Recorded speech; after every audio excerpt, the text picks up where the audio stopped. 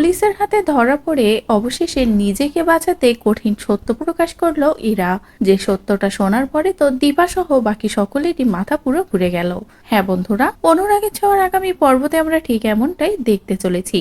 ইরা হাজার চেষ্টা করেও সূর্যের কোনো ক্ষতি করতে পারল না। সূর্যকে ধরে বেঁধে নিজেদের আসল জায়গায় নিয়ে যাওয়ার আগেই স্মৃতি ফিরে আসলো সূর্যের। আর স্মৃতি ফেরা মাত্রই সূর্য ছুটে গিয়ে দীপা আর সোনারূপাকেও বাঁচিয়ে নেয়। সোনারূপাকে বাঁচিয়ে নিজের বুকে আগলে নেয়। আর সূর্যের এমন স্মৃতি ফিরে আসাতে তো দীপা এমনকি সূর্যের পরিবারের বাকি সকলেও ভীষণ খুশি হয়ে যায়। কিন্তু ইরা আর তার স্যার দুজনেই এই সবটা থেকে অজানা থাকে। অজানা থেকে যখনই আবারও সূর্যকে ধরতে যাবে ঠিক সেই মুহূর্তে পুলিশ এসে ইরা ও তার স্যারকে অ্যারেস্ট করে নেয়। এদিকে ইরা তো পুলিশের হাতে ধরা পড়ে নিজের প্রাণ বাঁচাতে অবশেষে সব সত্য স্বীকার করে ফেলে। ইরা বলে যে কি জন্য সে এমনটা করেছে। এদিকে দীপা যখনই দেখে ইরা সত্য কথা বলা শুরু করেছে তখনই দীপার মনে সন্দেহ হয় যে ইরা কেন এসব করলো, কেন এসবের সাথে জড়িয়ে গেল। কোনোভাবে কি ইরার সাথে মিশকার কোনো হাত আছে? মিশকা যে কাজটা জেলের ভিতরে থেকে করতে পারছে না সেই কাজটা কি অন্যকে দিয়ে করাচ্ছে?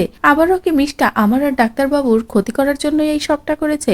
এদিকে ইরা তো কি করবে ভেবে পায় না, কিভাবে নিজেকে বাঁচাবে। তো বন্ধুরা, এবার যদি সত্যি এমন কোনো ঘটনা ঘটে, যদি সত্যি দীপা জানতে পারে যে এই সবকিছুর পিছনে ইরা না, আসল হাতটা মিশকার, তাহলে কি করবে দীপা? কিভাবে নিজেদেরকে বাঁচাবে আর কিভাবেই বা ইরাকে কঠিন শাস্তি দেবে? আপনাদের ঠিক কি মনে হচ্ছে তা অবশ্যই কমেন্ট করে জানিয়ে দিন। পরবর্তী আপডেট পেতে চ্যানেলটি সাবস্ক্রাইব করুন।